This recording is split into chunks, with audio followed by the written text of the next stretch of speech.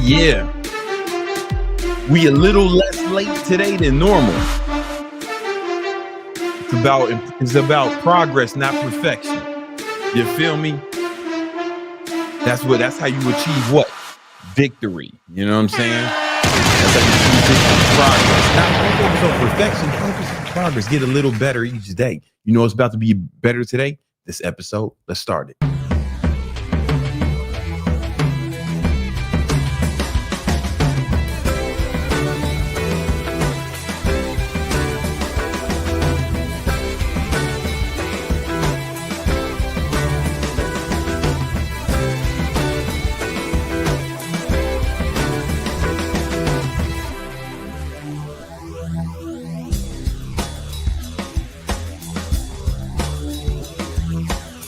Yeah.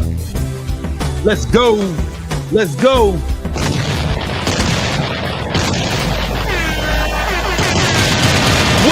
on? It's your boy, Big Brandon Carter.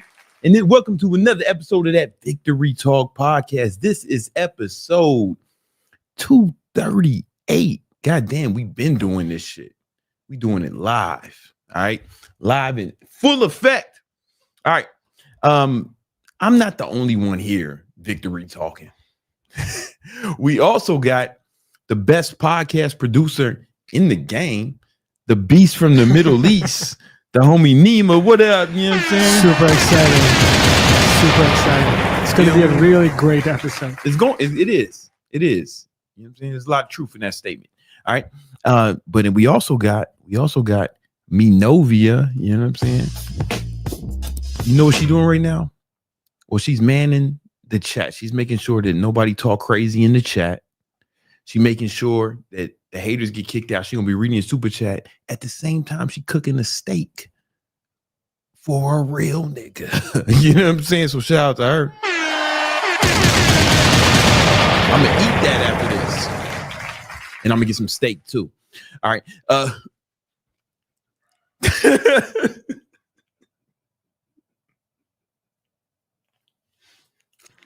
We got two sponsors for this show.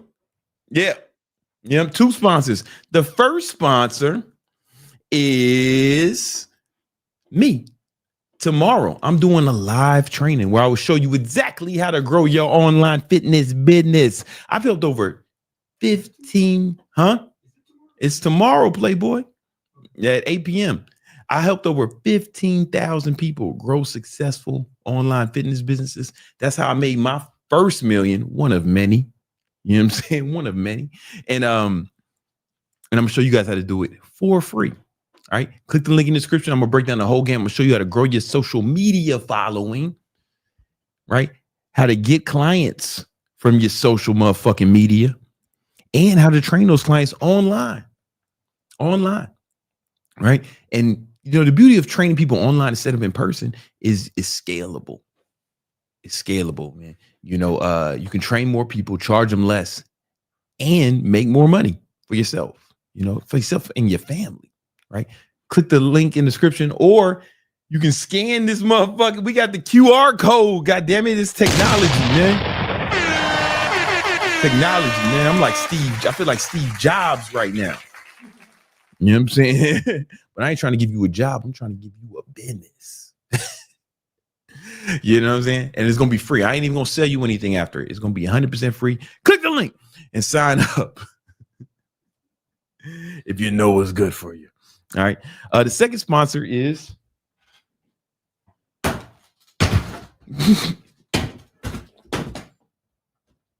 it's a product me and Nima, I haven't talked about it much. All right. I've been keeping it under wraps, but it'll be out soon. And it's called Dot Repellent. Dot Repellent is the easy to apply spray to keep the hose away. And so a lot of you guys, the lower status men, you know, y'all be wanting to find out, man, how I get girls, how I rizz up some thought. I'm telling you, man, once you are if you get in great shape and make a bunch of money, you won't be asking how to get bitches. Bitches will be asking how to get a motherfucker like you. How do I know? My girl posted a reel on the Instagram. Maybe she posted a reel on a little site called Instagram. Maybe you heard of it. And she's talking about how good her motherfucking boyfriend is. You know what I'm saying? How he's the fucking man and shit, you know? And it got 3 million views. No bullshit. It got 3 million views. Well, it was about me, so like I get it, you know, but like 3 million views. And she only got like 30,000 followers on the Instagram. 3.4 million views. She just corrected me, man. Shout out to her. I don't want to get her shit wrong. And she is flooded with bitches saying, how do I get a man like that? She get DMs, how do I get a man like that? Girl, you know, like bitches saying they pray to God for a man like that. That's what happens when you become that nigga. You don't need to worry about how to rizz up bitches. If you're like me, you want to repel the bitches. You know what I'm saying? You ducking and diving away from the hoes. That's what Dot Repellent comes in. Dot Repellent, it was made for real niggas by real niggas. And not you motherfuckers who want to learn how to rizz up hoes. It's low status, man. Rizzing hoes is low status. Like hoes, like literally, it's funny, but it's not a joke. If you got to rizz a hoe, that's an admission of guilt. Meaning you ain't that nigga. All right. You got to trick a bitch into liking you. Real niggas need Dot Repellent. So this has been genetically engineered to only repel the DNA of a certain kind of women. So like good women who go to like church or the mosque, you know what I'm saying? Synagogue, pyramids, whatever you fucking shit you got going on. You know what I'm saying? Good God-fearing hoes. God-fearing women, ladies. They're gonna just be like, man, you smell delicious. But certain kind of hoes, they won't be able to get near you. Like it's gonna be like an impenetrable force field, right? And it repels, obviously, thoughts, hoes, sluts, skanks, skeezers, Jezebels, scallywags, fat bitches, and chicks with tattoos on their neck. Yeah. You gotta keep them away from you. Poison. Real quick, I'm going for a little tangent. You guys are tripping dating bitches with a bunch of tattoos. I don't know what's wrong with you. You ever a bunch of tattoos or crazy color hair? Those bitches is crazy. And they're trying to tell you they're crazy. It's kind of like in the wild, there'll be an animal with a bunch of crazy colors. The reason they evolved that to tell predators, hey man, I'm poisonous. You might not want to eat me. It's going to fuck you up. Right? That's why they had these bright, crazy colors. Same shit with the hoes with mad tattoos, crazy crayon color hair. You know what I'm saying? And piercings all over the place. I ain't never met a regular bitch, like a fucking regular woman who wasn't batshit crazy with nipple piercings. Some of y'all thinking, oh, my mama got her nipple pierced and she's normal. No, man. She's nice to you. Even the thought would be nice to her ugly son. But but I'm just saying in general, like the niggas who gotta fuck her, you know, them niggas is going through hell. All them niggas that be coming in out of your house, they super horny because they have to put up with that bullshit.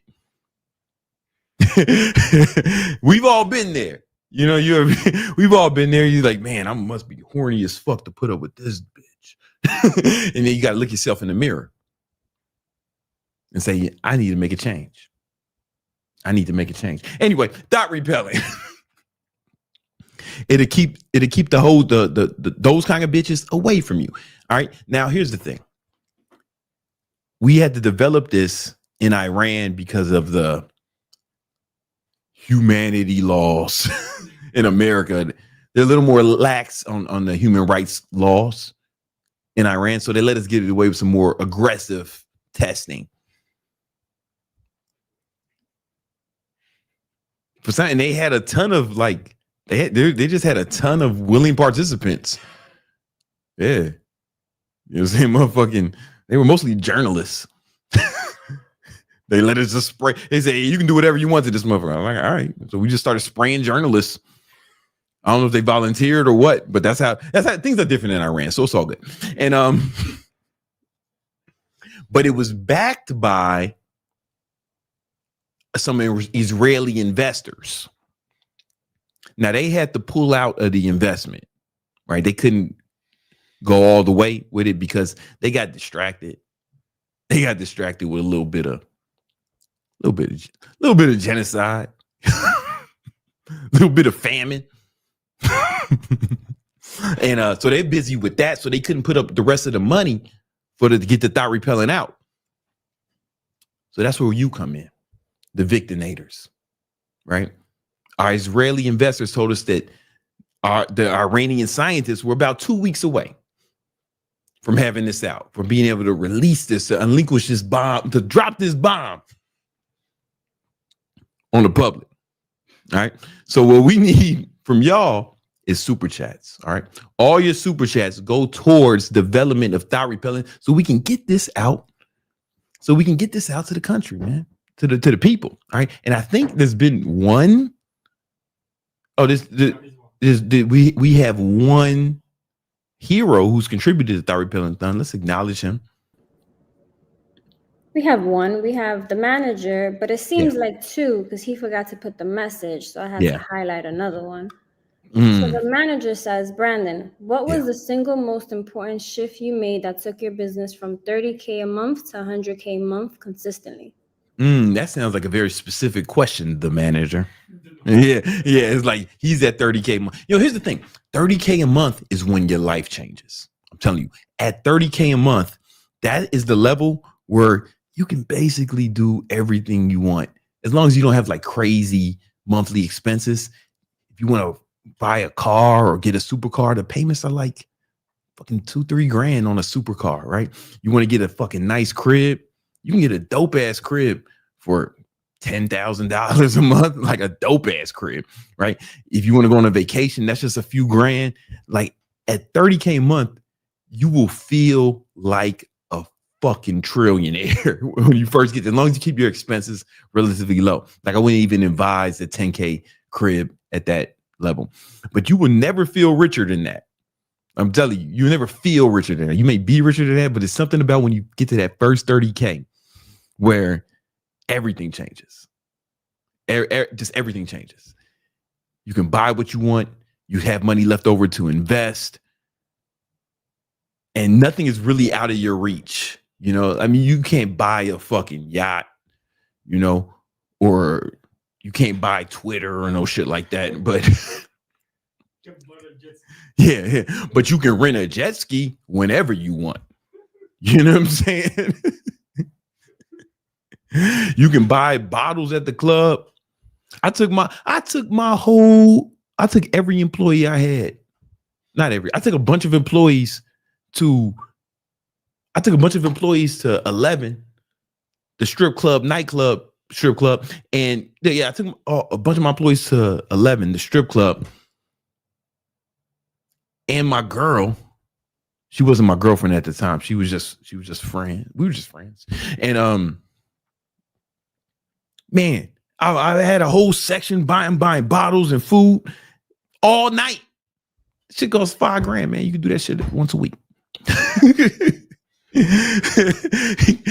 do that shit once a week, man, at 30 grand and still have money left over. You know what I'm saying? If you wanted to, I'd advise against that. I'm just saying that 30K a month, life changes. All right. That should be your goal. 30K a month. 10K a month is when you stop feeling borderline homeless. 10K a month, you stop hating yourself. But 30K a month is when you really feel rich. You really feel rich. And you won't feel richer than that, even at like $1 million a year or 100K a year. You won't feel richer than you felt at 30K a month with low expenses. Right? That should be your fucking goal, my nigga. All right. Now, to answer your motherfucking question, what it was, bro, to get to that point, it was a lot of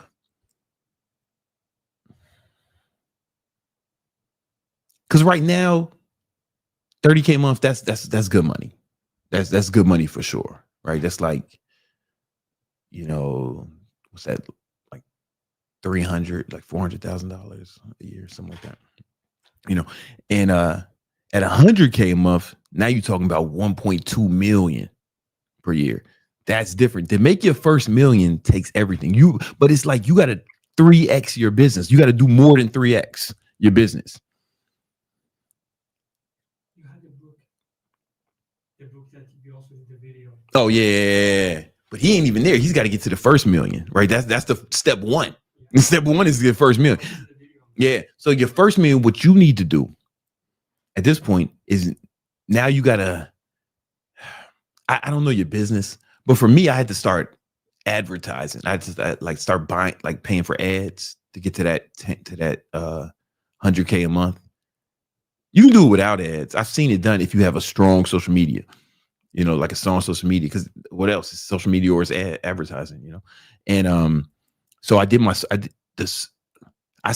learned Instagram ads, Facebook ads, and Google ads. And that's probably where you need to put your efforts. But here's the thing. As you scale, some shit is going to break. And I don't know your business, so I can't tell you exactly what it is. But like some shit is going to break. By the time what I mean by that is by the time you get to 100K a month, your business will look very different than it does at 30K. You got to 3X this shit, right? And let's say you wanted to 3X your business, but you're making $1,000 a month. Yeah, you don't have to fucking. That's not to get to 3,000. You don't have to change much. You know what I'm saying? To get from 10 to 30, you actually don't have to change much. But as the numbers get bigger,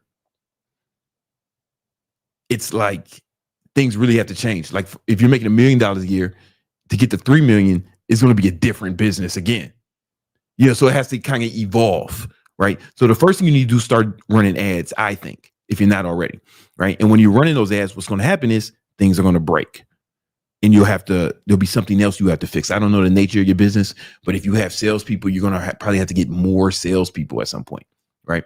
If you don't have salespeople, if it's like, if it's some sort of e-commerce kind of thing where people are going to a website and buying, but then you're going to have they're probably buying a physical product, right? So now you're going to have a distribution issue. You know what I'm saying? Like, for example, when we had the supplement line, when we got it to 100K a month, it's like things changed. Like we could buy at first we could buy like the minimum orders from the manufacturer. You know what I'm saying? And no, at first, when I first started the supplement company, I was buying the minimum orders from the manufacturer and mailing that shit from my crib. I was walking to the post office every day with bottles of T-Rex wrapped up. No bullshit. I remember fucking George, the cat, Meow Mix Poppy. He was like, he would sleep on top of the boxes of T-Rex. Probably a health code violation, but they weren't open boxes. So we might have been straight. And, but then as we scale, it's like, okay, I can't have that much inventory in my fucking living room anymore. So we had to get a fulfillment company, but then we had to buy more, right? So you know what I'm saying? Like things start to break as you scale and you have to make those adjustments. Okay. So your business partner will look way different at 100K a month than it does at 30K a month, but you can handle it. You can do it. You know what I'm saying? It's just advertising is probably the first thing. And then if you start advertising successfully, you're going to break a lot of your infrastructure and you'll have to like make those adjustments. And it's always like that, as you scale. I think before we get into those other super chats real quick, I'm gonna answer these other super chats. I'm gonna answer everyone's super chat because I I love money. All right. And and the more money you give me, better your answer is going to be. That's just math. That's just math. All right. Real quick. The other day, I looked out my condo window, not the window facing the Atlantic Ocean. It's like the other window. We got panoramic views, right? So I looked at the other window, and there's a building inside. And I was looking out the window, and then I looked down at the building, and I saw a woman with no shirt on, right? And the titties was out. And some of you are thinking, "Oh man, awesome! You got to see some free titties." Nah, that's what you would think. Till you realize these titties look like yams. Them titties look like produce, not melons, yams. They look like little torpedoes or like meat sacks. They were laying on a little gut. She had like a Bart Simpson gut. She looked like an orangutan, right? You ever see them female orangutans in the wild? Orangutans be having their titties out. A lot of people don't think about that, but they do. And ain't nothing sexual about that. And that's what I saw. And I was like, ew. And I ain't like it. I ain't like it at all. I wasn't happy to see, because they were like skinny. They were like skinny and long. They got long ass titties, like slim, long titties, almost like a, yeah. Nima just almost like a, if you can imagine like a 16-ounce bottle of Coca-Cola, but like floppy. They were shaped like that, and they were laying on her gut. They was long enough to lay on her gut. Just some long ass skinny titties laying on a gut. And she was just prancing around her living room, prancing around her kitchen in front of some open windows. I was like, ugh. And it made me think, man, like on paper, bitches with their titties out is something you want to see. Now you think on paper, oh yeah, I'd love to see it. Somebody said, hey man, you want to see some, would you like to see some fucking butt naked titties out your window? Every guy would be like, yeah, I wouldn't mind that. Sounds good. I'm up for it. Until I saw that, but I know we wasn't descriptive about what kind of titties we wanted to see. Not them joints. Yeah, droopy sausages. Yams is the best way I can describe it, man. Some long yams. Or maybe like thick plantains or something, like, I don't know. Tropical produce is what it looked like. And so yeah, it sounds like something you want to see until you see it, and you're like, oh, I wish I didn't see that. Now I can't unsee it. And I have to imagine that's exactly how Kash Patel felt when he finally saw the Epstein files. Because if you watch this motherfucker before the election, he was always talking about, yeah, man, we got to get these Epstein files. We got to get, the Epstein file. The FBI director has them. Seemed like when he saw him, I don't think he liked what he saw. I don't know what that means, but it seems as if he changed his tune on that shit, I know we had a lot of shit going on politically, we got, political people getting shot, mass shooting every other day.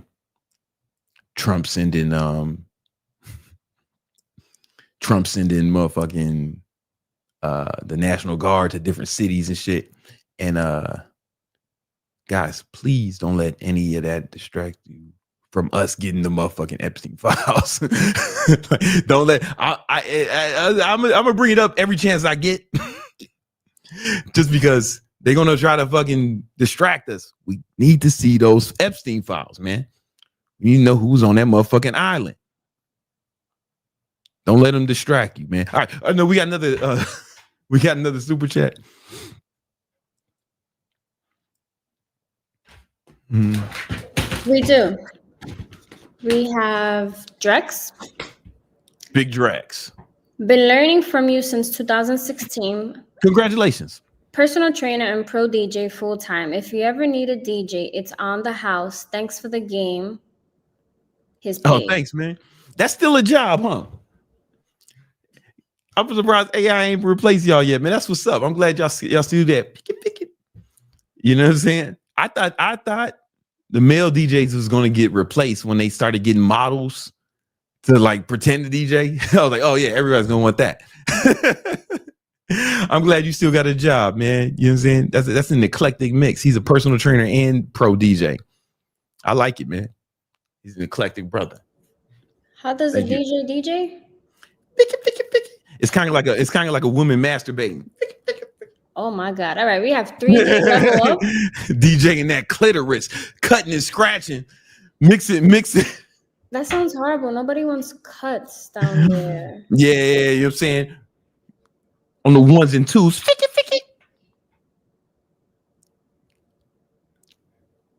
Bitches be like, motherfucking Skrilla in that bitch, man.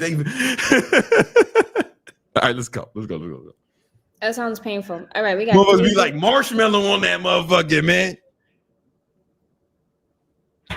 I'm sorry. Do you have a sound effect for like crickets? Crickets? What you? We gotta get Nemo one of those. All right, we have 3D level up. BBC, I just got my heart broken today. Found out my ex is a scallywag. Need some advice. What's a scallywag? I don't know if I can tell you on YouTube without getting demonetized. That's what happened to Fresh and Fit. Never go full. Hey, listen, guys, never go full Fresh and Fit. Never go full Fresh and Fit. Listen, man. I don't know how old you are. I don't know what you up to. I'm imagining you're pretty young because you got a cartoon as an icon. I imagine you're not my age. Could be. I don't know. Your bitches be like Steve Aoki in that bit. No. I imagine you pretty young, man. All right. And I know about 5 guys in their 20s driving Lamborghinis. You know what I'm saying? I know a motherfucker who made $5 million the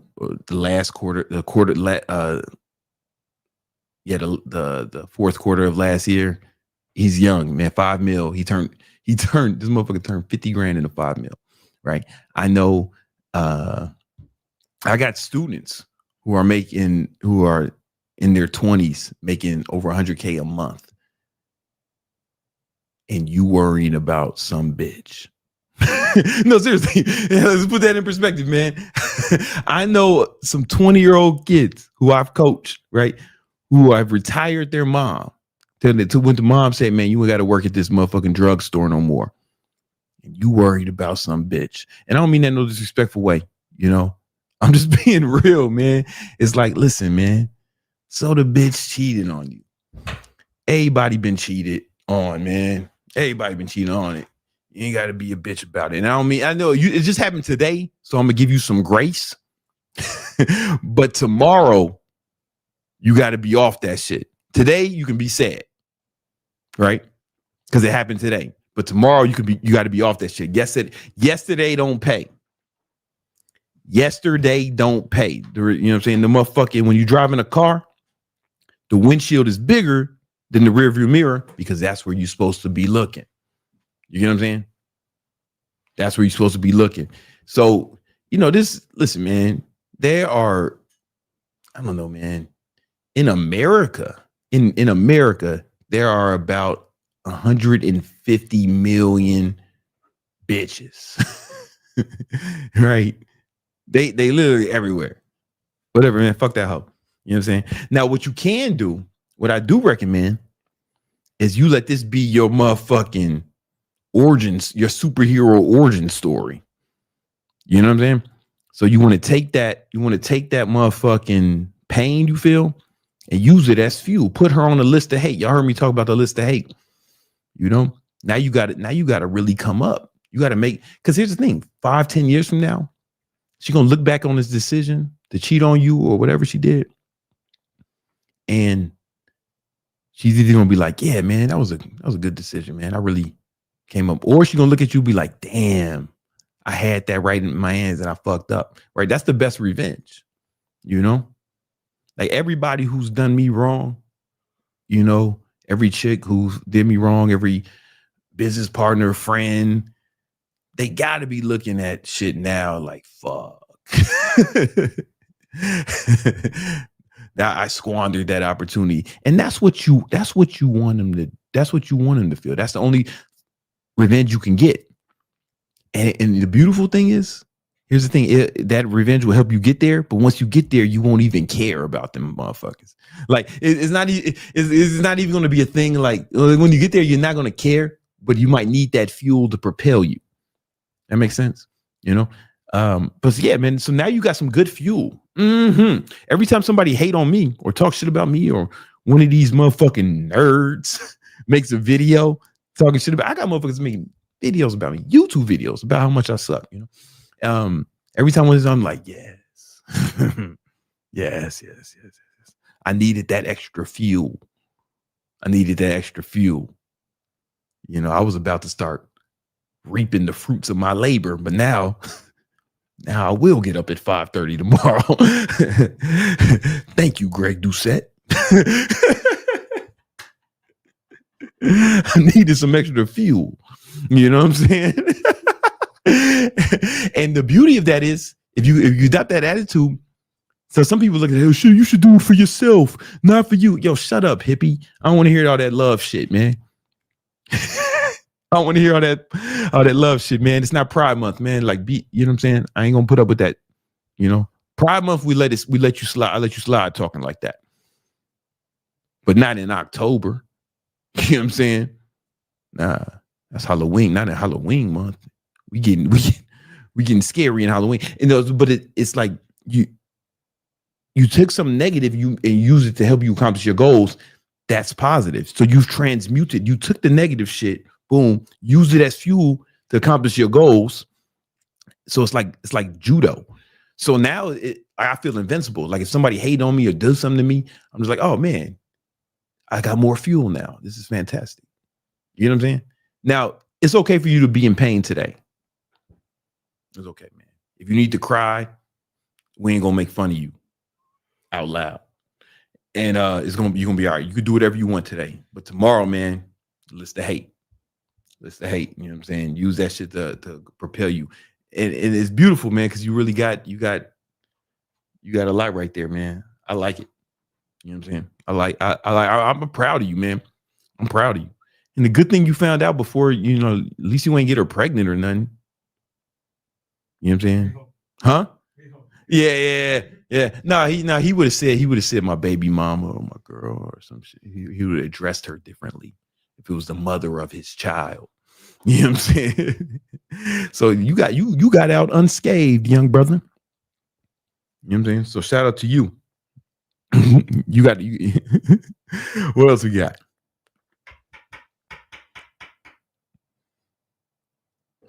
We have Woof. Oh.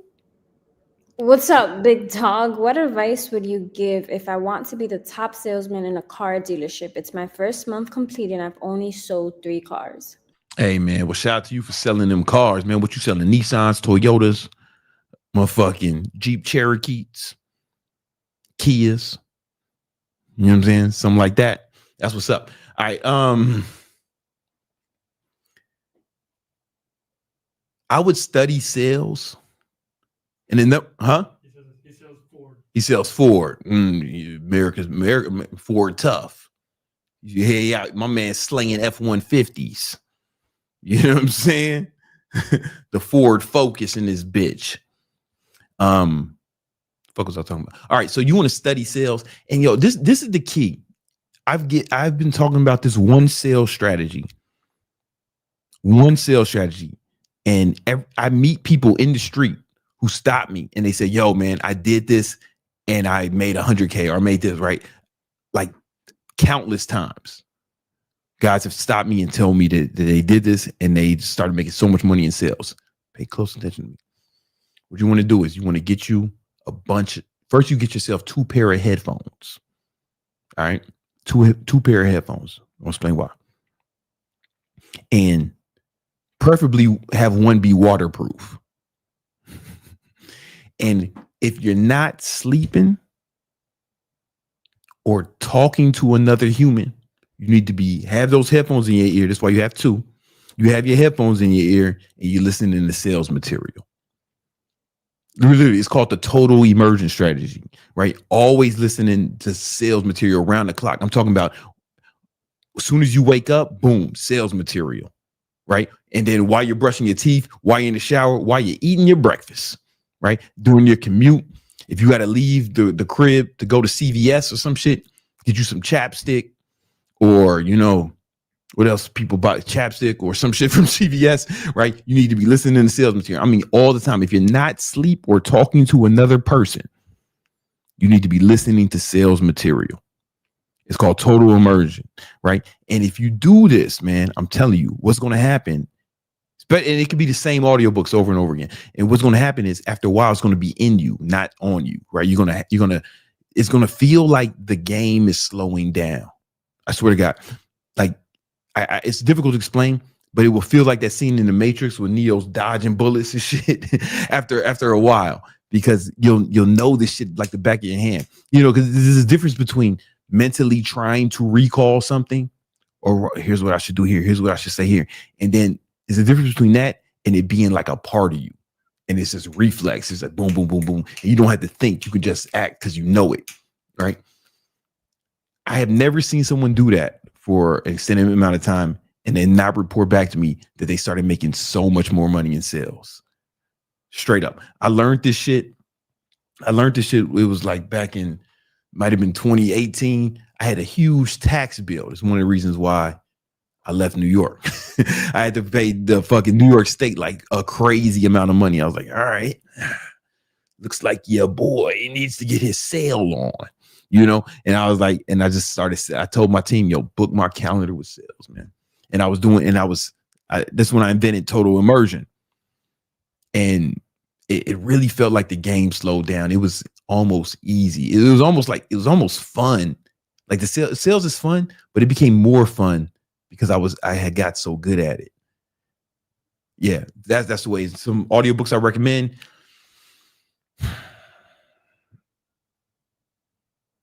It's difficult for me working. There's one called the what's the name of this shit? I forget it. It escapes me right now. But let me just pull up my Audible because this shit. He did this last month. He did it last month? Yeah, until this moment. But usually it's because not that much of traffic comes in. And all cold calls go to voicemail. Oh, I mean, like, listen, I can't help you. That's a marketing issue, right? That's Ford's marketing. You know what I'm saying? Like, I can't help you with marketing and sales are 2 different jobs, homie. You know what I'm saying? That's why being an entrepreneur can be so difficult, because you got to be in charge of the marketing and the sales, right? But actually, he says that was the best decision that he made. Yeah, you got to keep doing it, man. You got to keep doing it. So, like, I'm gonna give you some ideas from my shit.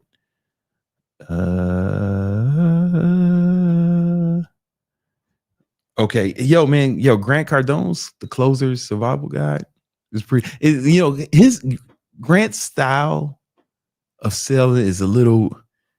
It kind of feels like the 80s hard seller, right? So Grant's my boy, but it's a little different now. The Way of the Wolf by the Wolf of Wall Street is a good one. There's one I'm looking for in particular that I wanted to fucking bestow upon you right quick. Hold on. Okay, let me just see. Hold on.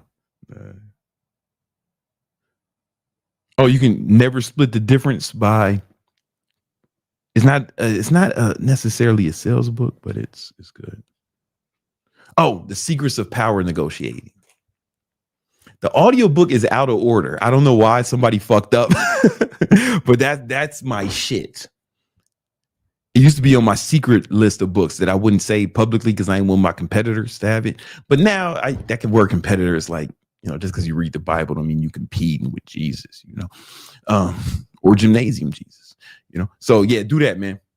Keep it. Don't stop doing it. Don't stop doing it. I'm telling you, make it so it's got to be in you, not on you. Well, what else we got? We have cows. Hey, Kinkito, I've been considering a career change from my job at the airport to becoming a truck driver because I know there's more money to be made in that field. I'm going to save for the next 3 years. What are your thoughts? Hey, man, if it's more money, then I think you should do it. If you gonna be a trucker. I don't know shit about trucking or working at airports. I'm gonna be honest with you. All right. Oh, fun guys. Let's start calling the airport the plane station. I think that makes a lot more sense. Think about it. Airport. Just think about it. Train station, bus station, airport. It's a fucking made up bullshit word, man. It's a plane station. It's a plane station. Every time I say that, some fucking dumbass says, "Nah, man, planes are like boats in the sky." No, nigga. Planes are nothing like boats in the sky. Shut your dumb ass up. It's a different mode of transportation. It's a plane station. You know what I'm saying? It's a plane station. All right. Anyway, I never worked at a plane station. And I never trucked. But if you say it's more money, man, I'm gonna take your word for it, man, because you seem to have more domain expertise in those fields. So yeah, do that shit. And I'm a big proponent of saving money. If you trucking all day, probably ain't spending a whole lot of money, man. The thing is, truckers be getting fat because they sit around all day. So don't get fat. Don't get fat. All right. Wait, I saw somebody say then the pilot should be the plane driver. Nah, man, because you don't drive a plane. I mean, maybe for a little bit, you know what I'm saying, but like it's a pilot's fine. But I do think the stewardess should be called the plane waitress. I do believe that. Because think about it, man. I'm in there. She asked me what I want. I'm like, oh yeah, man, I'll take the omelet and Coke Zero, please. Right. And then she comes and brings it to me. And if that's not a fucking waitress on a plane, I don't know what is, man. You know what I'm saying? The plane waitress. Now, plane waitresses get mad if I say that. They think way too highly of themselves. But that's listen, man, to each his own, Pro tip, never date a plane waitress because you might see her again. There was there was a time like in 2007, like in like 2010, I was like, or I don't remember what it was, pre-pandemic. I was like, oh, what that got to do with truck driving? Sorry. Yeah, man, I think he should get his truck on. Well, Tupac Academic says otherwise. What True Jack say? Oh, as a trucker, what'd he say? As a trucker myself, you can make money, but it's one of the worst businesses around. But it's 60, 70 hours weeks. No respect for personal time. Get money and get out if you can. Trucking takes a huge toll on your body. I have a bunch of uncles that do it and cousins. Wait a minute.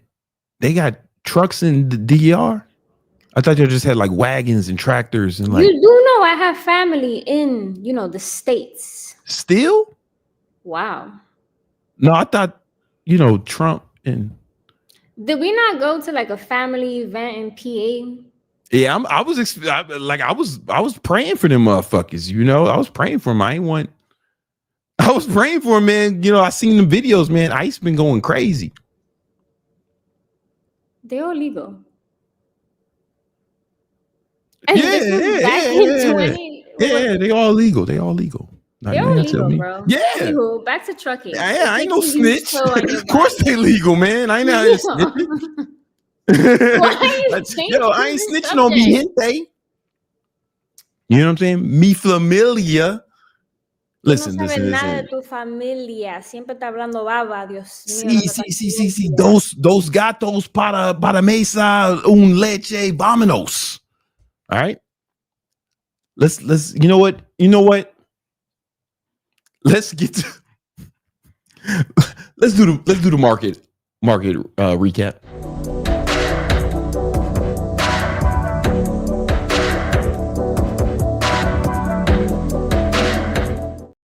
Yeah, you know the vibe. You see, man, Big Brandon Carter, King Keto, Gymnasium Jesus, and I am here with the big homie, Young Candlestick, motherfucking certified market technician, Series 65 holder. Come on, man. This ain't financial advice, bitch. This ain't financial advice. This is all entertainment. But I'm gonna be throwing my money around like a madman. All right, let's get it. What's up, homie? There's a lot going on. We got NVIDIA all-time highs. We've got Nike earnings, and we've got the S&P 500 grinding up. Yeah, grinding up. Yeah. But it was a really good morning. Futures trading with. Yeah. We was trading futures this morning, bro. Guys, we was trading futures this morning in the Victory unit in the Victory Trades Discord, and man, we was on fire. Yeah. We was on fire. I made like 15. Yo, show him. Can you show him? Pull it up. He gonna pull it up, man. But I put up some money. All the Victinators made some money. If you want to join Victory Trades, boom, the link is in the description. It's right here. Yo, man, you see me, boom. Your boy Big Brandon Carter put up 15 grand, traded with 20 accounts, Apex Trader funded. You know the vibes. Hell yeah. We got your boy Phil making 440. We got Prezi making 1100. We got Tomo making money. Let's go. It's some good stuff. Yeah, a lot of people got, so we don't even trade with our own money. We trade with a prop firm, Apex Trader Funding. If you want to get with Apex, man, use code Victory Trades. You're going to get a discount. Or Definitely. King Keto, don't matter. Both of them work. All right, listen, let's talk about the market, though. Yeah, so NVIDIA hit all-time highs today. NVIDIA has a market capitalization of about 4.2 trillion. Think about that. So it's a massive stock. And I was saying in the morning live, hey, if NVIDIA is going to be breaking out to all-time highs, that's probably going to push up the NQ. It's very tough for NQ to be down and the NASDAQ to be down when our large cap stocks are pushing higher. And so we really had a choppy day. Not a lot was going on. We're wrapping up the quarter. So Q3 is over now. Q3 is all done. Let's see what we got for quarter 4. And money managers, they're pumping up stocks. They're marking up their books. They're showing what stocks that they own. Generally, towards the end of the quarter, stocks that have been winning for the past quarter tend to rise, and stocks that have been losing tend to fall. They want to show, hey, I had some Google, I had some NVIDIA, I had some Microsoft over here. So that's kind of what's going on. It's only micro when it's soft. Yeah, exactly. It's only micro when it's, that was a good one. Oh my gosh. That was a really good one. So basically, we just have a small dip, and then we're resuming the uptrend. We're knocking on the door of all-time highs. I'm thinking that we probably just chop for the next few days, mostly because I have what's called an ADX indicator. And this is basically called the average directional index. And it looks crazy, right? This whole like indicator, we got some lines. It looks like sorcery, Greg. Yeah, I know, right? I'll keep it simple. I'm not going to go too much into it, but the green line represents bullish strength. The red line represents bearish strength. And then the blue line represents the strength of that trend. So whenever you see the blue line going up and the green line going up, that means market's likely going to go up. Buyers are strong. Trend strength is really good. If you see the blue line going down and you see the red line going down, bearish strength is in play. If you see the blue line flat like it is now, it's saying that we might just chop. Okay. Right. So don't expect too big of an up move, too big of a down move for the next few days. But that's just on the broad market. Let's talk about Nike earnings. Oh yeah, Nike had earnings, man. We was gambling on Nike earnings. Let's go. And we even talked about this on the Victory Talk podcast last Thursday. Talked about it last Thursday. Nike. I said, I'm buying a ton of Nike at this like 71 area. I even pulled it up when I was down on the position, Nike dropped like, 4% since that level, but now it's up from that level. I think that Nike, it beat on apparel and equipment sales, increase in sales, increase in revenue, a little bit of weak China demand, but that's fine. You know, we don't need those Chinese sales. I would expect that. Just make the shoes, man. Just have your children make the shoes. All right. Yeah. Doing fine is basically what I'm saying. That's no diss against China. No. I definitely don't want beef with, you know what I'm saying? Nah, man. Nah, I want no beef. Nah, I want no beef. I would target, though, the 77 level on Nike into the end of the year. And then into mid next year, I'd target about the 86 level. So if you're looking for a relatively safe stock that's very likely to go up, Nike is one of those good blue chip stocks that you could invest in. That's not financial advice. That's just what I'm doing. Okay. Mm-hmm. So Nike, super chill. Yeah, and it's nice. It's a nice, falling wedge formation. Falling wedge, and it just broke out. Yeah. So broke out on earnings. And I was saying, like, even before the breakout, I was like, listen, guys, I still like Nike. Oh, that's how we came with the trade. I was like, yo, I like Nike. They just launched their shit with Kim Kardashian. The new LeBrons is coming out, and it's about to be. We're going in the fourth quarter when they're probably gonna make a lot of money.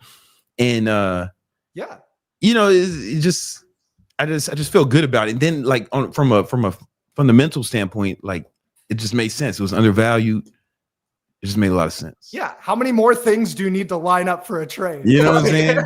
How many more things? Yeah, man. Kim K be moving that whole thing. They move numbers, man. It's a fact. They move numbers. Yeah. She's what, a billionaire, right? Yeah. Yeah. Okay. So, she's gonna make Nike some money. She's gonna make us some money. I've never heard her talk. Yeah. I don't even know what she sounds like. Oh, I think my girl was watching the show, but I didn't like what I heard.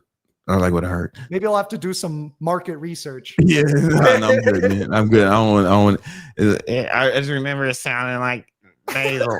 I remember it sounded like that, like she was really speaking from her nasal palate. Like the whole family was doing it, and it was bothering me. Like it was really bothering me. I ain't like it at all. Some people's dialects just don't match. Sometimes. Hey, man, it'd be like that. But I know she moved numbers, so I know she helped make us some money with that Nike shit. So shout out to her. Shout out to her and her crazy voice. You know what I'm saying? Let's go. Definitely. And I think we're just getting started. So I think Nike remains a buy the dip. Okay. Yeah. Much like gold and silver. So gold and silver, new all-time highs. Gold has never been higher. I won't shut the hell up about gold. We've been talking about gold for months, man. Months. I would love it if it could dip. It's getting a bit overbought. I don't know if it'll dip, but if it dips, it's worth a buy. Silver is not yet at all-time highs, and silver has outperformed gold year to date. I still like silver, and you're going to want to watch the dollar. So the dollar kind of just flopping around. It did have a little bit of a sell-off the past few days. Dollar weakness pushes up gold, silver. It tends to be bullish for tech stocks and bullish for overseas stocks as well. So FXI, China, up yet again today. We talked about this breakout over 39. Since then, ETF is up 5.5%. I remember you said you were going to buy some China, man, but I couldn't do it. I'm too patriotic to buy China. Totally. They like frenemies. Yeah. There's so many setups too. Like, you don't need to. There's so many setups. Like, so that's kind of, I expect the China strength to continue. Not like super bullishly. I don't think it's going to go parabolic, but I think it'll kind of grind up over time into the end of the year. Okay. We talked about AG. This is the silver. Before you get to AG, man, Japan. Yeah. Let's check out EWJ. So Japan just kind of going sideways, not doing too bad. What I was feeling good about it. I don't feel as good about it anymore. I saw this like reel on Instagram. Like, put up your MACD if you can. I saw this reel on Instagram that said that Japan's gonna potentially start charging people for being single. which would be wild. Could you imagine? Yeah. So you see that divergence? Yeah. I don't like it. You could do that and show that on an RSI as well. But yeah, if the MACD is making a lower swing high peak as price made a higher swing high peak, it just means that we might see some weakness. Yeah, I don't like it. Yeah, I don't like it. I don't think Japan's a buy anymore. Yeah. And if it gets really oversold, down to like the 74 area, maybe. Yeah, if it gets crazy. If it gets crazy. I'd still rather buy some strong US companies. USA. That's just my style. And put an option trade on top of that, you got some good cash coming in. If you are looking for a sector that can do well long-term, it's a little bit extended short-term, but not too bad long-term. I've been talking about XBI, this breakout ever since 88. XBI starting to approach daily highs. And since that point, it's up 13%. This is biotech. And I think that biotech is the future. And so if you're looking for higher risk, higher reward, but it's still an ETF, check out XBI, the biotech ETF. Leap calls, long shares. They pay a small little dividend. So check out biotech. Lithium is really gaining traction. So lithium got beaten the hell up in mid 2025. LIT is the ETF for lithium. And since the lows, it's up 77%. That's crazy. I know, right? Over just a few days, like a week. Yeah. In the past few weeks. Oh, my fault. I thought we were looking at the daily chart. I apologize. Yeah. This is since April. So literally it's up 82% since April, the tariff lows. It's a bit up there, but last time I had talked about, hey, I'm wheeling this LAC stock. And this was back when it was at about $6. Today you had a dip buy entry. I was waiting for just a little bit lower of prices, but guess what? It just exploded after hours. And so this is still a good stock that you can wheel. I'd have to look at the news catalyst, but US to take. You're trading it today, huh? Oh, yeah. US to take equity stake in Lithium Americas. Okay. So basically, whenever there's an equity stake, something like that, that's going to be bullish for the stock. That's what I think could happen to GoPro and Sound. So GoPro still has an opportunity because it's beaten up. Not a lot of people are talking about it. I'm not going to go heavy on this, like, a couple hundred shares, not even like 1,000 shares for me. But if it does get bought out, this stock could open up at like $3, $4, $5 per share. SoundHound is a buy right now. That's not financial advice. It just pulled back to flat support and trendline support.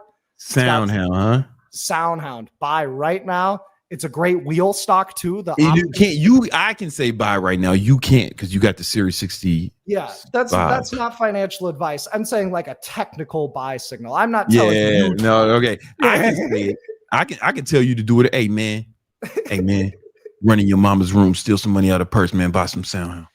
You know what I'm saying? Greg can't say that because he's got a Series 65. It's not financial advice. Well, technically, I'm not registered, but once I'm ready to invest client funds, I cannot say that. I have to be very limited in what I say on podcasts once I become registered. Yeah. So I passed the test, but until I become registered, I technically am still good.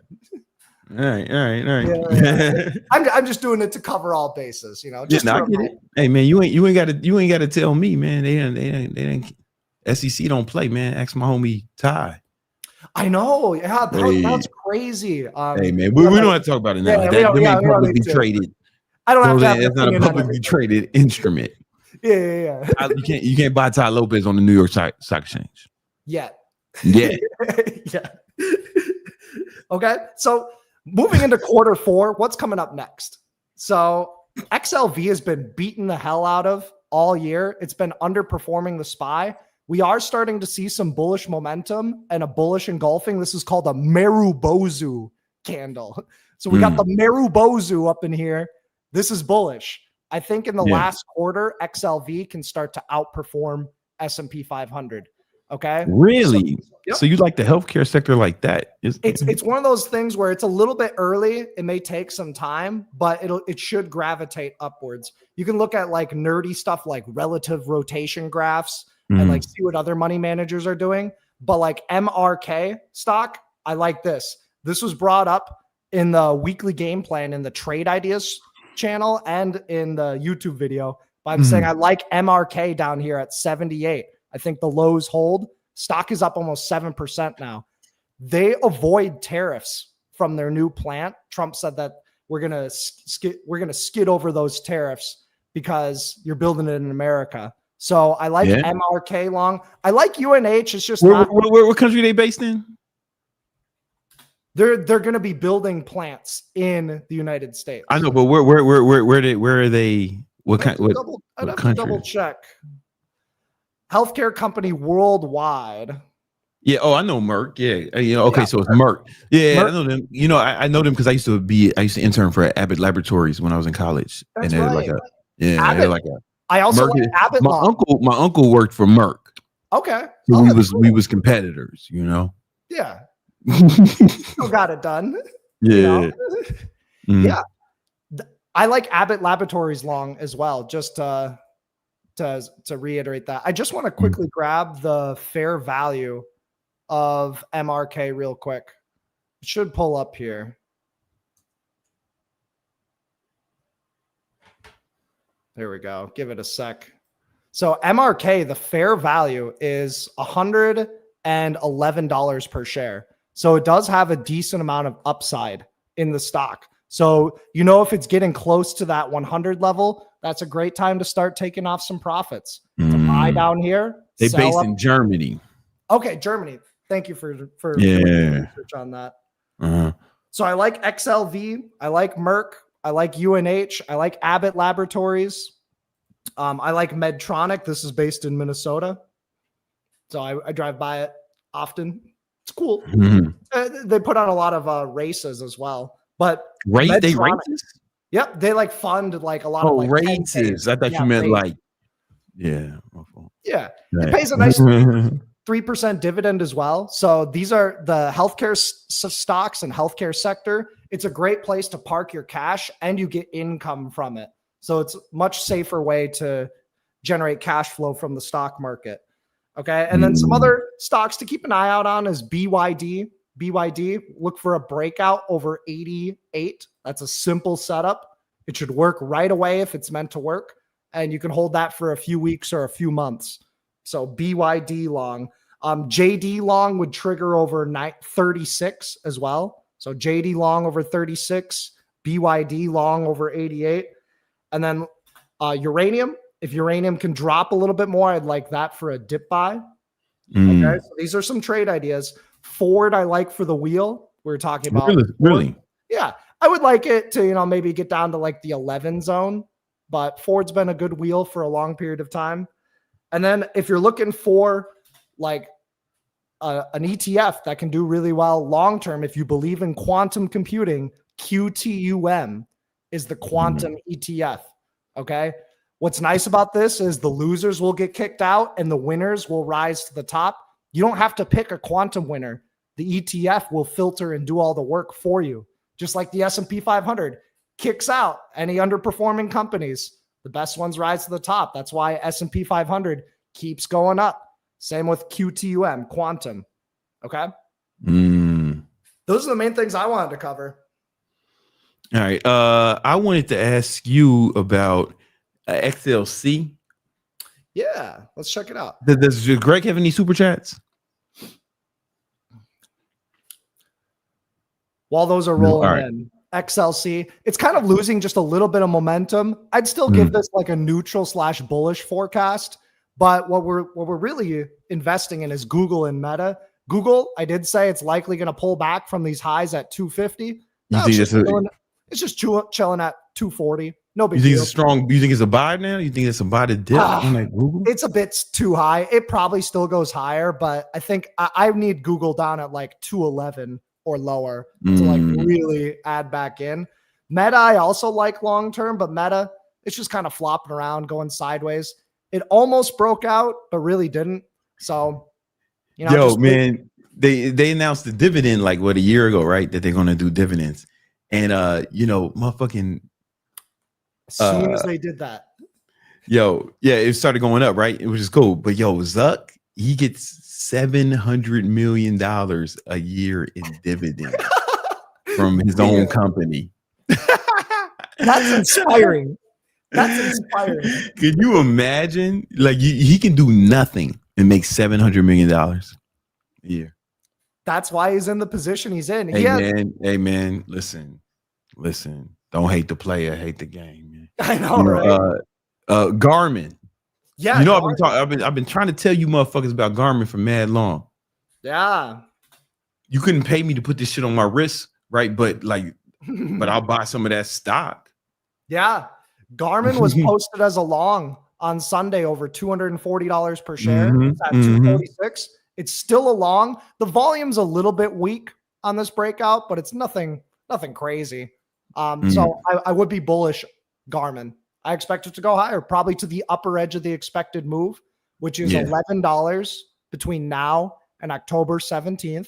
So that means, Garmin, a good price target would be like 260, 255, 260. Okay. Yeah.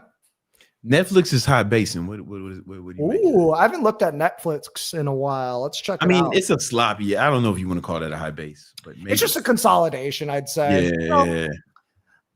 Yeah. Nothing too crazy. I'd say it's bullish above 1250, bearish beneath 1176. There's not much to do when a stock's in a range like this. I mean, it's too late for iron condors because it's been in a range already for a long period of time.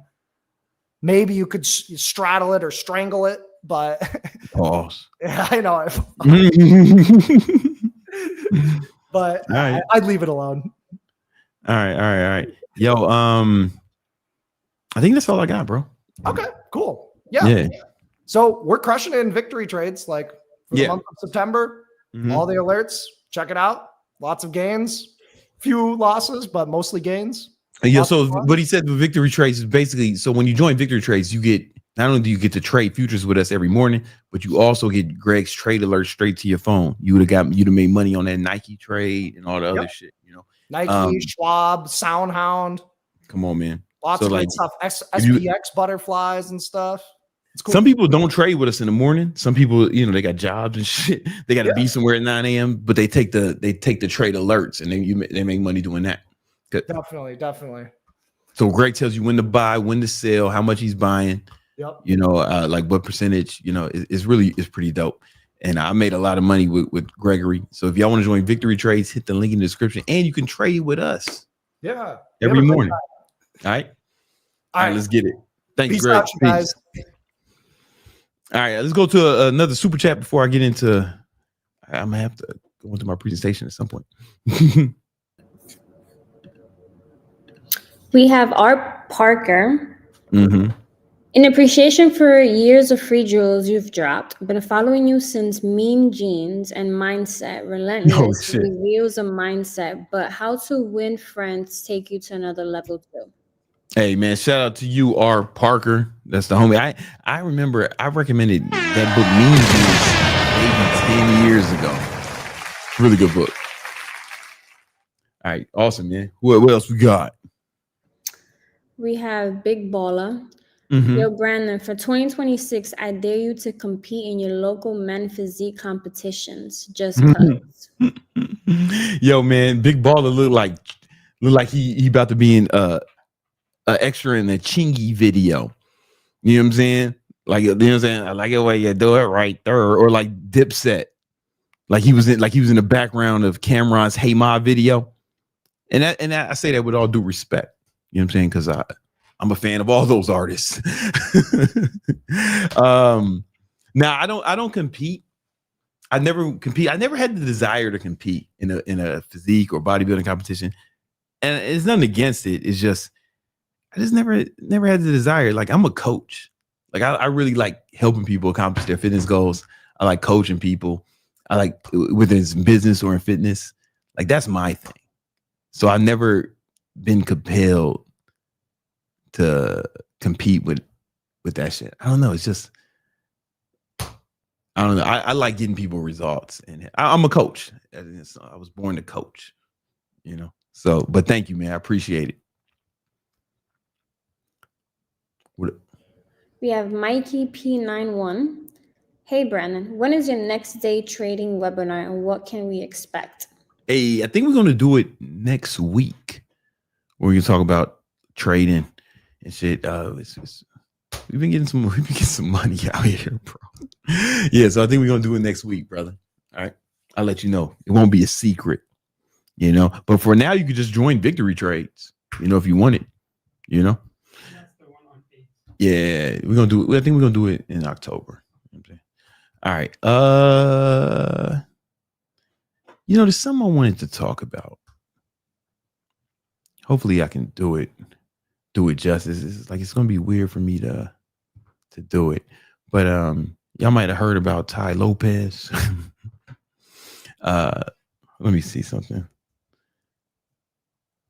Hold up. I should have had this up, man.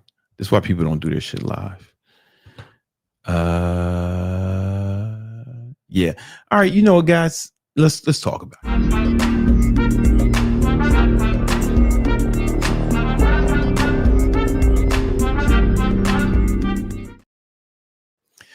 Ty Lopez is being sued by the Security and Exchange Commission for allegedly running a $112 million Ponzi scheme. That's what they saying. You know what I'm saying?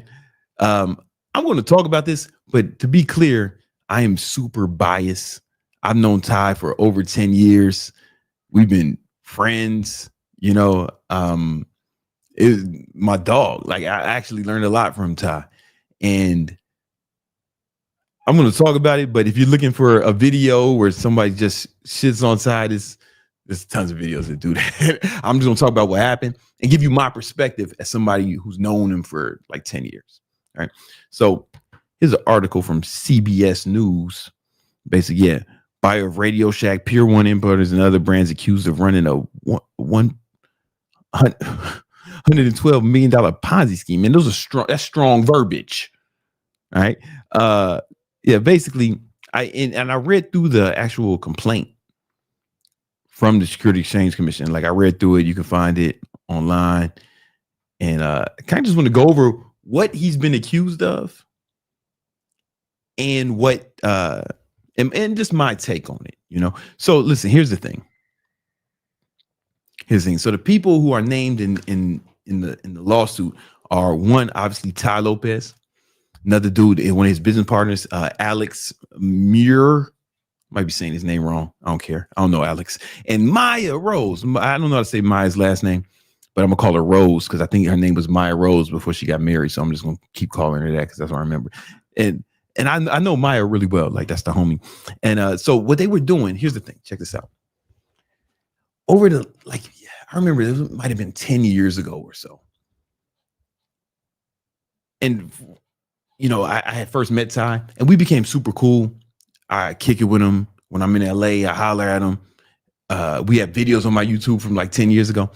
And he would throw these events and he would ask me to speak. He was like, yo, you want to speak at this event? All right, cool, man. I come through in LA. Sometimes if he had him in New York, I was living in New York at the time. And I was like, yeah, I'll just pull up. And obviously, I when I speak, I kind of feel sorry for the people that speak after me because it's like, damn, man, I didn't mean to be this good. There's no way you can follow up with that. But I would speak all the time. And it was cool, man. Cool events. And at the end of all these events, he would say, listen, if you're an accredited investor, then I'd like to talk to you privately.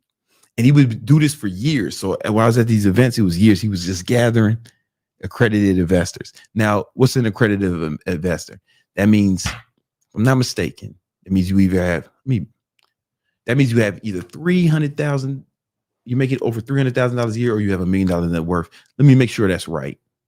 Hold on. Let me just see what Google says. You're earning over $200,000 a year, or having a net worth of over $1 million, right? That means you're an accredited investor. And when you're an accredited investor, you can invest in certain things. The SEC allows you to make investments that aren't available to the general public. All right. And a lot of that happened, if I'm not mistaken, a lot of that happened in 2008 after when they did Wall Street reform in order to try to protect investors, right? So anyway, he would gather up all these accredited investors and take them in the back. And I didn't know what he was talking about because I was like fucking I was taking pictures with fans and shit. You know what I'm saying? So, and I never went back there because it's just like whatever. And I was an accredited investor, but I was just like, nah, I'm just doing. I was focused on what I was doing, right? And I didn't know what he was doing with these accredited investors. I would just see him going to back, and then I would go do some other shit, you know, like take pictures with fans, holler at the hoes, all that other shit, right? And what happened was he was starting a private equity fund, man, and it was called Retail E-Commerce Ventures, or REV, right? REV Ventures, right? And I remember when he made his first purchase, man, he bought this shit called I think it was the first one. They bought this shit called Dress Barn.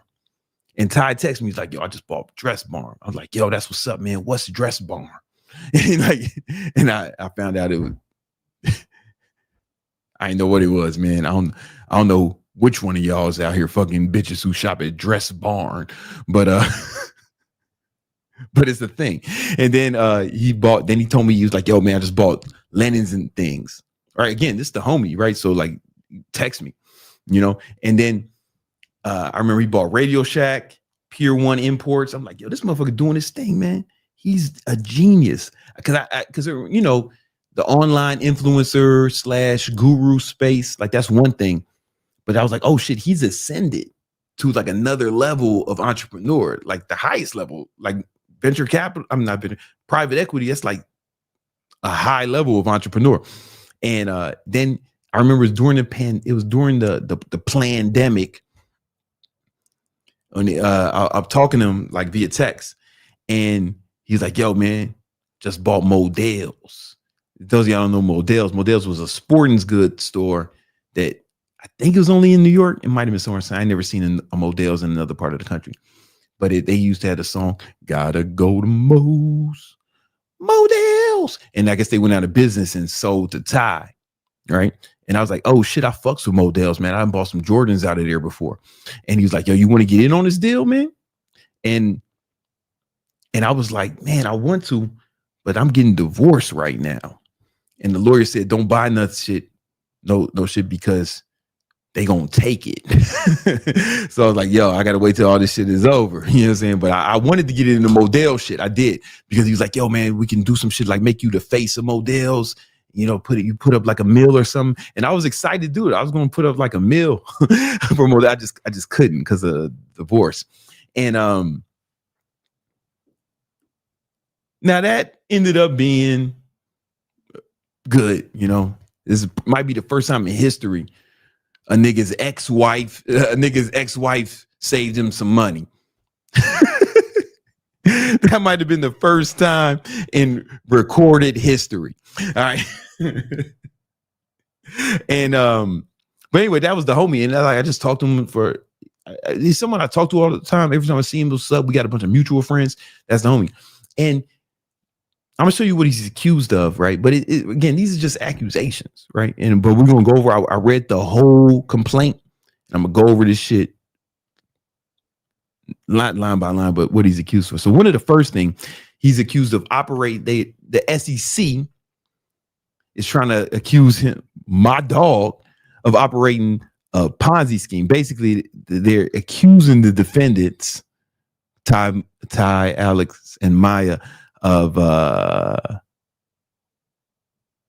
when businesses were cash flow negative, they had. Oh, okay. Let me get into it. First, they were promising, like, according to the SEC, they were promising return on investment of 25%, like 25% a year or something like that, right?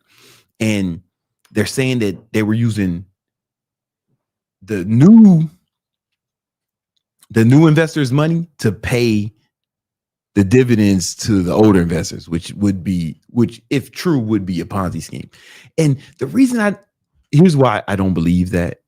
Here's why I don't believe it. And it's just for me. Like, I don't know that I don't have no affiliation with Rev.com. With Rev. I never invested, just Ty's a homie. But Ty's like really the homie. Like, I don't think he would have asked me to invest if he thought I was going to get ripped off. Like, I just don't believe it, because that's my dog. You know what I'm saying? Like, and I know I'm biased, so you might think differently, and I'd understand that. But like that's really my dog. I really don't think he would have asked me to invest if it was a Ponzi scheme. So the SEC is going to have to prove that's true, right? Again, everyone's innocent until proven guilty. You know what I'm saying, right? And so that's one count, Ponzi scheming, right? But they're also accused of inappropriately commingling funds. So basically, they would transfer, like each business had their own bank account, and it would transfer. They're accused of transferring money from one account to another account, like taking the Radio Shack money to pay for the dress barn shit and taking that, and you're not necessarily supposed to do that. So, for example, what the SEC is accusing them of is like, let's say you invested in some Radio Shack, but they took your Radio Shack money and paid Brandon Carter to be on the Modell's billboard. You know what I'm saying? That would have been a wise investment, but it's you're not supposed to do that. You're not supposed to do it according to Security Exchange Commission, right? Then they're also accused of misappropriation of investor funds, right? So they're saying they trying to say that Ty and Alex diverted $16 million of investor funds for their own personal use with no apparent business purpose. And the reason I don't think that's true is because Ty was rich, like rich.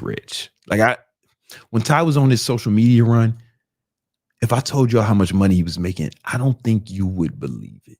Like that was my dog. And I'm not in a position to tell his business, but he was making like some serious fucking money, bro. Like he was making some serious money, and I don't think he needed 16 mil that bad, from what I know. Like straight up, like I don't think he needed 16 mil that bad. So I think the SEC is going to have a difficult time proving that. You know what I'm saying? Because I'm telling you, Ty was rich, and he was rich before social media. Before he went, because I remember I knew him from before the Here in My Garage ad came out, and he was already rich. You get what I'm saying? Like, I think I don't know. Anything can happen, right? But the Ty I know don't need $16 million that bad. Like straight up, But the SEC, they got to make their case. You know what I'm saying? They got to make their case. And he's also being accused of false claims of success and profitability. I can't speak to this because I don't know the inner workings of the businesses or everything, but basically they're saying that the shit was profitable when it wasn't. That's what the SEC is trying to say. I can't speak to that. I don't know. You know what I'm saying? Ty ain't never lied to me about nothing. You know what I'm saying? That's all. And that's all I can say. Everyone's innocent until proven guilty, right? And then another one is false claims of payment reliability, right? So the SEC is trying to say that the defendants assured investors orally, and in written material that Rev and other Rev retailer brands never missed a payment to a single investor, right? But SEC is saying that shit ain't true, right? So they're gonna have to prove. They're gonna make their case. I don't know. I didn't invest because I couldn't at the time. My money. I was tied up in my own litigation. I was in family court. You know what I'm saying? So I don't know, man. And here's the one that I know they're gonna beat. I know they can beat this one. So they also being accused of misrepresenting Maya's experience, right? So they're saying that because they had her on a public website saying that she had over the years 10 years experience managing multi-million-dollar companies, but they're saying, nah, man, this chick was just a motherfucking kindergarten teacher and a radio disc jockey or some shit. That's what SEC is trying to say. But I just know that's not true. Because I know that's not cool, because when I would go kick it with Ty and I was seeing, and like Maya was always there, and Maya was like running shit, like giving order, like sometimes when I needed some shit, because again, I've done business with Ty, right? I've done business with Ty successfully. He paid me. I know that. He paid me. And a lot of that shit had to go through Maya. Like she was really running that shit. So they should easily beat that charge, because I know Maya was really in charge. I remember thinking, because when I was running my businesses at the time, I was like, man, I need a Maya on my team. I need a motherfucker like Maya on my team, because she's on top of shit. She's super smart and she running shit, you know? So I think they should. I mean, I don't know what kind. Everybody's got to. It's not what Brandon Carter believes is what you can prove in court, you know. But they should be able to prove that shit. And Maya's also accused of aiding and abetting Lopez and Murr violations. So listen, man, I don't know about that, because I don't know what went on, man. But I'll just say this, man. Honestly, I don't know what went on with Rev, but yo, and I hope he beats this, and I hope a jury finds him innocent, you know, because that's my dog. Now, investors, I guess, but potentially lost money, but you know that can happen, you know. And if Ty didn't do nothing wrong, hey, that's just what it is, you know. And the SEC is their job to prove if he did something wrong or not. You know what I'm saying? I'm super biased because that's my dog. But the Ty I know, man, he wasn't doing nothing foul. I know people didn't like him because of his ads and shit, but I never met nobody who said Ty ripped him off. I never met nobody say Ty scammed him. Like, people would call him a scammer, but I never met no one who can tell me how Ty scammed him. Like, what was the scam? Like, Ty, if Ty sold you something, you got that thing. You know what I'm saying? You got that thing. And I don't know. And just as a dude, man, he's always been super stand up with me. You know, we've done business together. He paid me. He paid me, man. Like, one of my first, like, on some real shit, one of my first big checks that I ever got was from Ty, from some shit we did together. It was like one of my first big checks. You know, the kind of checks you get, you motherfuckers might not know, but the kind of checks you get when you cash that motherfucker, you like nervous. You might not know until you get a big ass check like that. I don't even think it happens anymore. Like right now, all that shit would be wires or direct deposits and shit. But one of the first huge checks I got, it was from Todd, and he always paid me. He's always been straight with me. Always been cool with me. You know, that's my dog, and they're gonna have to prove to me that he did this shit wrong. Because I like, as of now, I just don't believe it. Like, maybe the businesses didn't work. But the SEC is going to have to prove that shit. And people beat the SEC cases. Like, it wouldn't be the first time somebody beat a case where the SEC brought it against them. You know what I'm saying? And I predict that that's what's going to happen. Now, I reserve the right to be wrong, you know, but it wouldn't be the first time I was wrong about something either. But I just don't think he did this shit. And another thing, because that's my dog, I don't think he would have asked me to invest. You know what I'm saying? If it was some bullshit, like, straight up, I know he didn't need no $1 million from me. Like, I know that. Like, one of my boys used to run his ads. Like, I know I know a lot about, you know, how much money they was making at the height, and how much money Ty made. And, you know, y'all remember he was pumping Bitcoin, saying that everybody should buy Bitcoin in like 2016, 2017. He's still holding that shit. Like, Ty got fucking real bread, bro.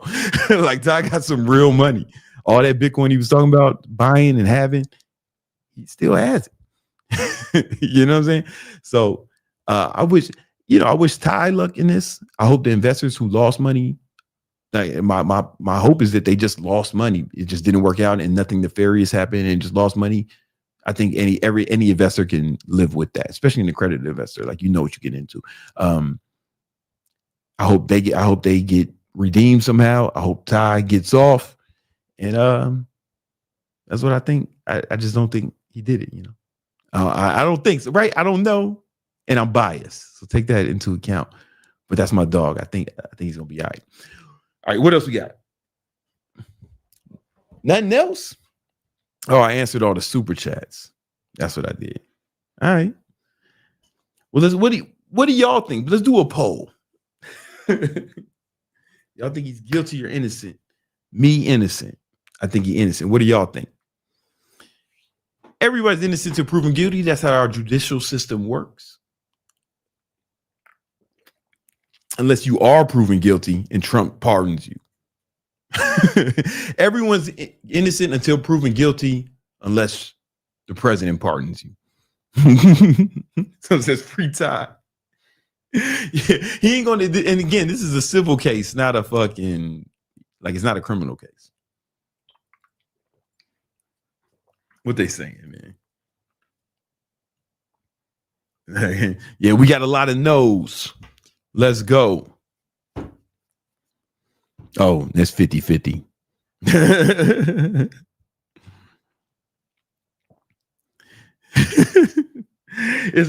Trump can't pardon him because it's a civil case. So that he's getting sued. He's not getting it's not a criminal case. So he can't go to jail for this shit, you know. Like, so worst thing that happened, man. Oh man, bankruptcy. I ain't giving nobody shit. Like, that's the worst that can happen. Worst that can happen is he's gonna have bad credit. Like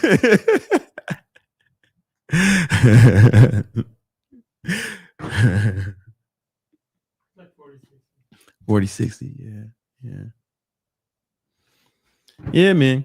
I really hope he did nothing wrong, because these are just accusations. You know what I'm saying? They're trying to accuse my dog of some shit. I don't know that that's true. All right. Guys, if you haven't already, register for the free training I'm doing tomorrow. I'm going to show you how to grow your online fitness business. That's how I made my first million. And I've helped over 15,000 people grow successful online fitness businesses. I'm going to show you how to do it too. I'm going to break the whole thing down tomorrow, the whole game plan, get you covered in name brand. All right. And it's going to be free. All right. So what I want you to, click the link, the first link in the description, register for that free training. And here's the thing. Because the business of online training, how it really works is I'm going to show you how to grow your following online, right? So this is going to work even if you don't have a big following, right? I'm showing you how to grow your following online and how to turn those followers into customers, right? Step 2. And then I'm going to show you how to train those clients online so you start getting money, all right? And check this out. If you just had if you had 25 clients, let's say you had 25 clients paying you $80 a week. If you keep an average of 25 for 52 weeks a year, that's $104,000 a year. Right? You're making 6 figures, right? And you don't need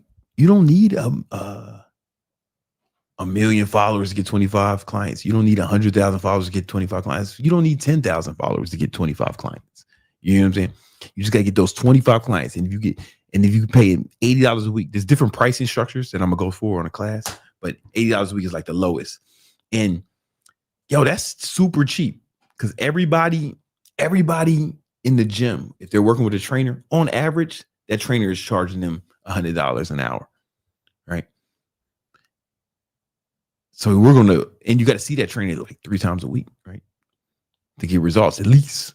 And that trainer is not even going to help you with your diet, right? But online training, we're going to be helping what you do. What you're going to give them for that $80 a week is cheaper. First of all, you're going to give them a custom workout plan, custom meal plan.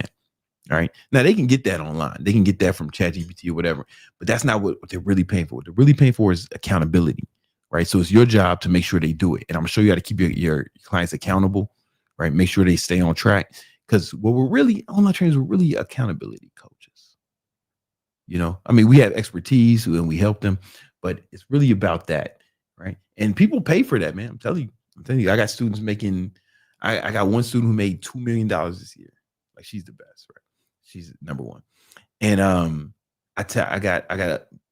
she's an outlier, so it's not the best example, but my average student makes 90,000. I'm sorry. In the first 90 days, they're making $10,000 a month. You know, I'm gonna show you how to do it for free this Wednesday at 8 p.m. Eastern Standard Time.